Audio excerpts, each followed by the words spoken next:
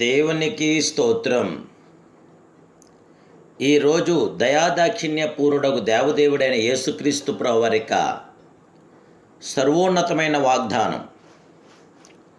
మనము దీనదశలోనున్నప్పుడు ఆయన మనలను జ్ఞాపకము చేసుకునెను.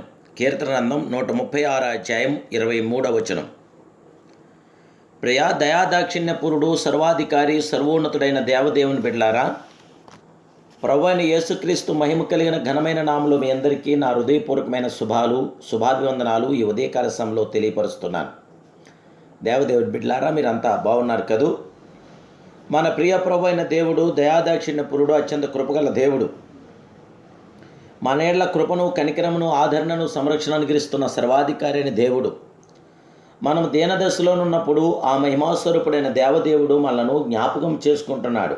ఆ దేవదేవుని యొక్క మహాకృప నేడు నిరంతరము మీతో నాతో నిలిచి ఉండునుగాక.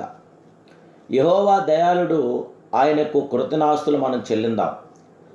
ఆ మహాదేవుని యొక్క మహాకృప నిరంతరము మీకు నాకు తోడై ఉండునుగాక. ఆయన ఉత్తముడని రుచి చూచుట్లో మనం ఆగిపోకూడదు. దేవదేవుని బిడ్డలారా, ప్రతిదినము ఆయన కృపను తలంచుచు ఆ దేవాదేవుని, ఆ మహిమాస్వరూపుని, ఆ గనుడను మనం కొనియాడవలేదు. ఆయన కృప నిరంతరము నిలిచి ఉన్నది. అది ఎన్నడూ మనలను విడవదు, ఎడబాయదు.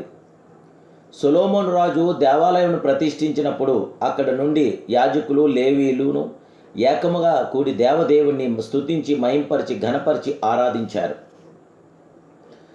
దేవుడు వేలాది మేళ్లను చేస్తున్నాడు. ఎంతో ప్రేమతో నడిపించి ఉన్న మహిమాస్వరూపుడు తన ప్రజలను స్థిరపరిచిన వారికి కానానును స్వాస్యముగా ఇచ్చి ఉన్న మహిమాస్వరూపుడైన. కాబట్టి దేవుని సమస్త ఈవులను జ్ఞాపకమునకు తెచ్చుకుని ఒకే పదము పదే పదే చెప్పి దేవదేవుని స్తుతించి మహింపరచండి.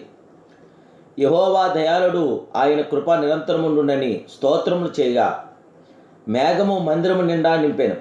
యెహోవా తేజస్సు మందిరం నిండుకొనగా యాజకులు ఆ మేఘమున్న చోట నిలువలేకపోయిరి. పరిశుద్ధాత్మ దేవుని బిడ్డలారా, మన దేవుడు సర్వాధికారి అయిన దేవుడు, కృపామయుడు, దయాదాక్షిణ్యపరుడు.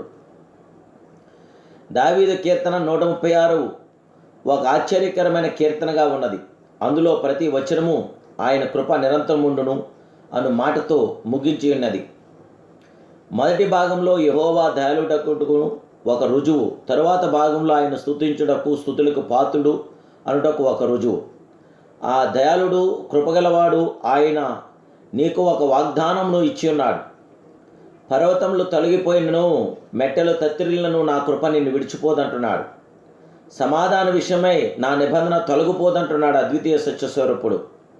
నీయందు జాలిపడి యెహోవా సెలవిస్తున్న వాక్కులు ఇవే. దేవుని బిడ్డలారా, జీవగల దేవుని బిడ్డ, ఈ దినమంతయు యెహోవా దయాళుడు, ఆయన కృప నిరంతరముండని చెప్పి దేవదేవుణ్ణి, ఆ మహిమాస్వరూపుని స్తుతించగలరా? మహిమ మేఘములు నిన్ను ఆవరించును. మంచి దేవుడు మంచి ఈవులతో నిన్ను నింపును. యెహోవా కృప నిరంతరముండును, ఆయనను స్తుతించండి అని పాటకు, స్తుతించుటకు గాయకులను నియమించిన యెహోషాపాతును దేవదేవుడు జ్ఞాపకం చేసుకున్నాడు.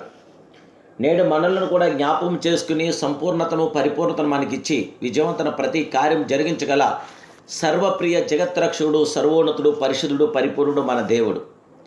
దేవదేవుని బిడ్డలారా, దేవాదేవుడు తన సంపూర్ణతను, పరిపూర్ణతను మనకిచ్చి విజయవంతమైనటువంటి ప్రతి కార్యమును మన జీవితంలో జరిగించగల గొప్ప దేవుడు, సర్వోన్నతుడు, సమర్థుడు, శక్తిమంతుడు, అద్వితీయ సత్యస్వరూపుడు. ఇమానుయేలు దేవుని యొక్క మహాకృప ద్వారా నేడు మనం జీవిద్దాం, ఆయనలో ఆయనతో కొనసాగుదాం. పగిలిన పాత్రలను బాగు చేయడానికి చాలామంది ఉండొచ్చు, కానీ పగిలిన జీవితాలను బాగు చేయగలవాడు మన దేవదేవుడైన యేసుక్రీస్తు ప్రభువారు ఒక్కడే. ఆ మహాదేవుని యొక్క మహాకృపను పొందడానికి ఇప్పుడే ప్రార్థించండి, ప్రార్థనలో ఏకీభవించండి.